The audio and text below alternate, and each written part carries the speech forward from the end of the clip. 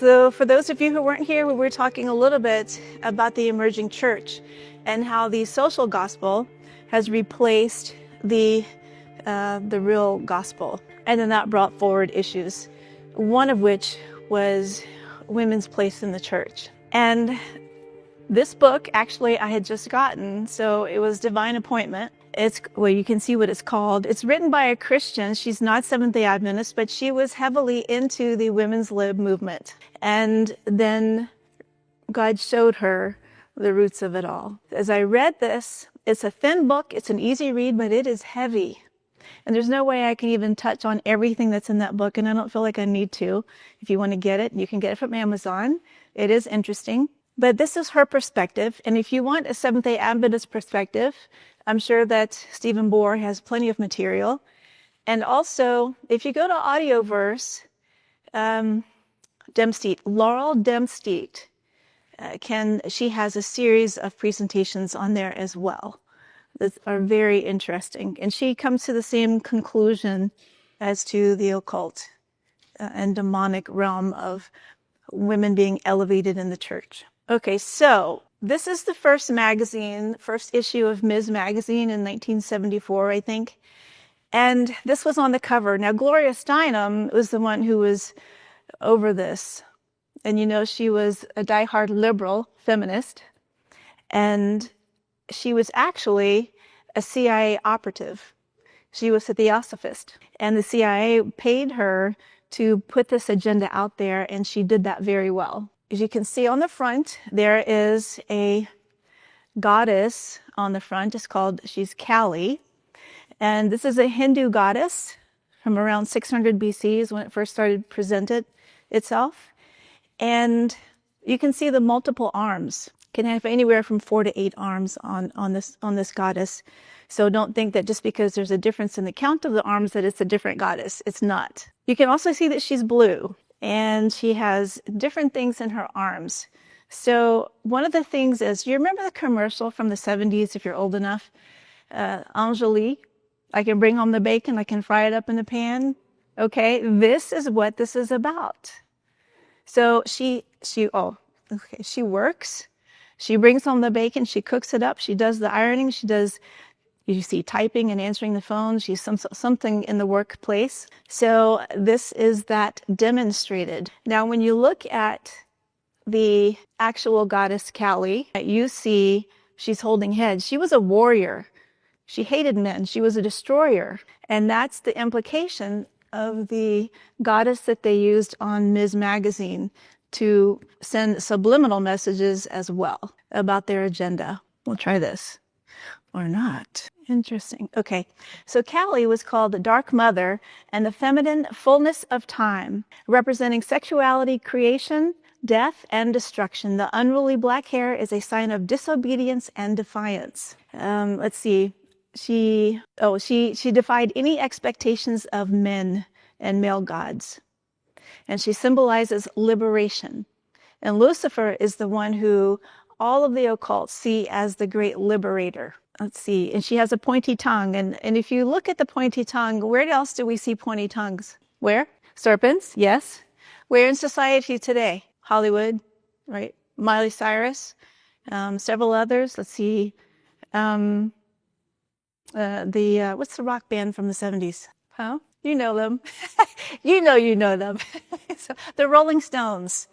Okay. He always had his tongue out. What's on their shirt for their symbol? A tongue, right? So this was their, again, demonstration of, in part, honoring this deity. And that tongue was, if they touched the tongue, then they would receive protection, perceived protection.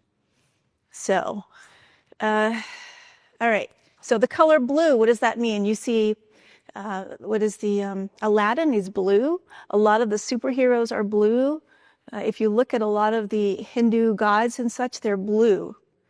It's for a feeling of tranquil and calmness, to promote peace and relaxation. It's a divine connection, and it's eternal. So this is just as God is eternal, they apply that same concept to these goddesses and goddesses. Also means spiritual growth and becoming divine. So we talked about how some of these movements actually were from the occult. And when you look at the social justice pieces of Black Lives Matter, the leaders themselves worshipped ancestors. And this is spiritualism. And this is a spirit that was guiding them. It's not that things should not be just, but there's a spirit that's controlling the manner in which this is played out, right? And this is from an interview. It says, we speak their names. Let's see. In an interview posted to social media, she says that they discuss the spiritual component of the movement, explaining the practices and rituals performed to remember and invoke the spirits of deceased African Americans. We speak their names, and you kind of invoke the spirit, and then their spirits actually become present with you. All right, and then she outlined that she was raised Jehovah's Witness, and ancestral worship became really important as she got older. She said she felt a responsibility to honor the deceased politically and spiritually. So do you see how Satan uses things that can be good and helpful to be just in all aspects, to turn it into something that's now a political movement that is based on hate? So that's where the lines, it crosses a line. And it's not just in that topic, it's really in anything that we saw a lot of things politically, but those were the questions that they had mostly. All right. So when you look at the Theosophical societies, this is just another occult. So we've moved from one occult to another briefly. And it says the same goals are as all the other belief systems which aim to combine all humanity into a genderless blob and all existing religions into one world global religion. You'll see more of this later when we go into our real presentation. This is because all are Luciferian in nature. In the first wave, feminists, spiritualists, and theosophists all united under the idea of Christianity as oppressors of women, which naturally led to the idea of Lucifer being a liberator of women. Theosophy continued to contribute to feminism heavily through the 1930s, and then a little bit thereafter to today, but not as much. Wicca has kind of come in and taken that place when you look at goddess worship. Hi, thanks for watching. If you like what you're learning, hit the like button. If you haven't subscribed, then subscribe. What's stopping you? If you want to share this with someone who might be interested in what this content is, then do that too. And if you have a topic that you want covered, then put that in the comment. We have more to explore. Thanks again and have a great day. All right, and then they have a women's Bible. Now we're back to women's suffrage movement, which is a lot of what this book is talking about. This is the lady, Elizabeth Cady Stanton. She says the Women's Bible is a two-part nonfiction book written by Elizabeth Cady Stanton and a committee of 26 women, published in 1895 and 1898 to challenge the traditional position of religious orthodoxy that women should be subservient to men. These women they did not like the patriarchal system in the Bible. So they rewrote the Bible, like what we learned last week or 2 weeks ago. You rewrite the Bible according to culture. The Bible did not agree with their movement, so they rewrote it. And you can get this Bible today on Amazon, as you can see, in all sorts of versions. All right. And so the author says in the introduction, this is not quoted. I need to go back and get the quotes, but this is contained in the book, and that's what I quoted.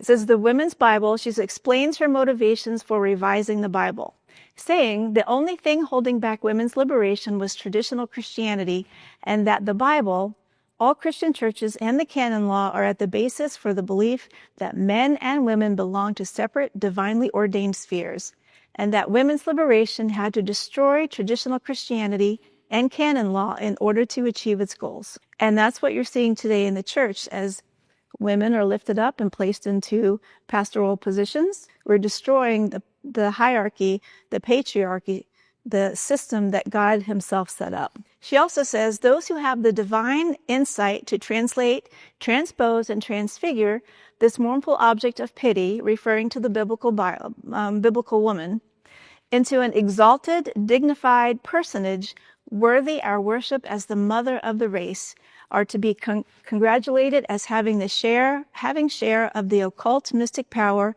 of the Eastern Mahatmas. So women should be worshipped, and they can have the same powers as the Mahatmas. So of this revision committee, there were 26 women, 8 were spiritualists, 4 atheists, 3 Quakers, and all were liberal progressive feminists. All right, so when you look at Alice A. Bailey's 10-point plan, this is really small, I'm sorry. So number 3 is destroy the Judeo-Christian family structure or the traditional Christian family. So this is exactly what happened in this suffrage movement.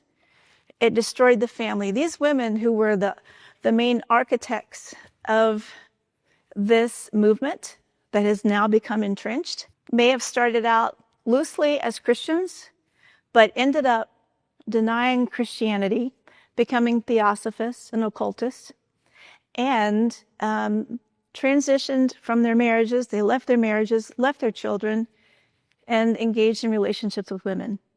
They were all about free love because, remember, the Bible constrained women, so they didn't like that system. You should be able to love whoever you want. What are we seeing in society today? So all of this is what we're seeing as a result of Alice A. Bailey's plan. And number 4 is, if sex is free, then make abortion legal and make it easy. These midwives who were called witches in the last century also performed abortions. So now what do you see? You have Planned Parenthood in so many places. And when you connect it to Bill Gates, it's in his family, whoever's leading that is his sister or somebody.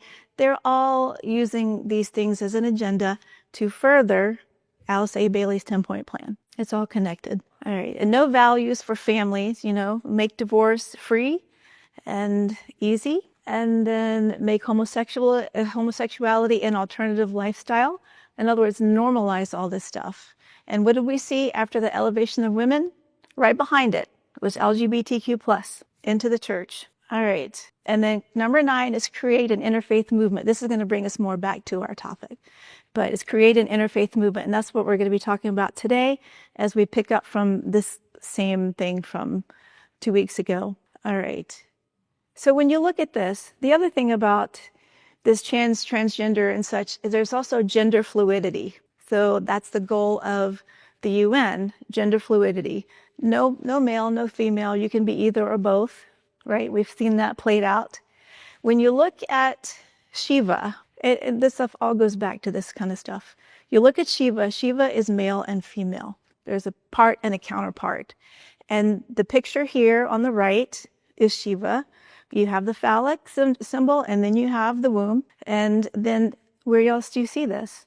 It's at the Vatican, right? And it's in a lot of places. But when you start attuning your eyes to things, then you're going to start applying what you're learning and where we are in time to what you're seeing. Does that make sense? Okay. So this, when you look, there's so much, but I just want to do little bullet points. The one on the left is, she's Lord of the Dance, all right? And this is in a lot of political places. It's symbolic. There's a meaning. There's an agenda. This is the visual symbol of their agenda for the world. Now, she's dancing. And when you look at the right, you have a bull. This was the opening ceremonies to the Olympics. No, the Commonwealth Games in 2022.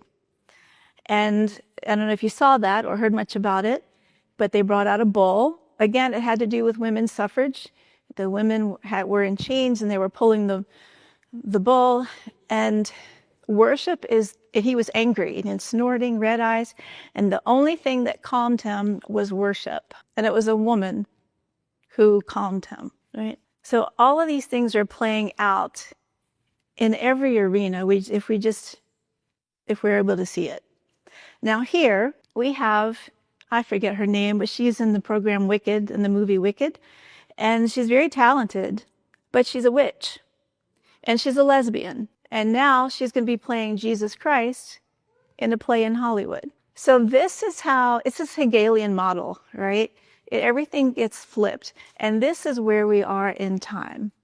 The agenda, the UN agenda has now really come to full fruition. Another one of the Alice A. Bailey's 10 points is debase the arts and make them mad, right? Mad as in crazy, not angry. This is the opening ceremony to the Olympics last year. If you heard anything about that, this is a mock Last Supper in which they had lesbians and such, the lesbian playing Jesus. And so you have a blue man. We know that that's a Hindu kind of god. So this is where we are. So let's move on. But I'm sorry that they weren't here, but that is the reason. That's why women have a place in the church. We have a voice, but our position is determined by God alone, and it's a protectant.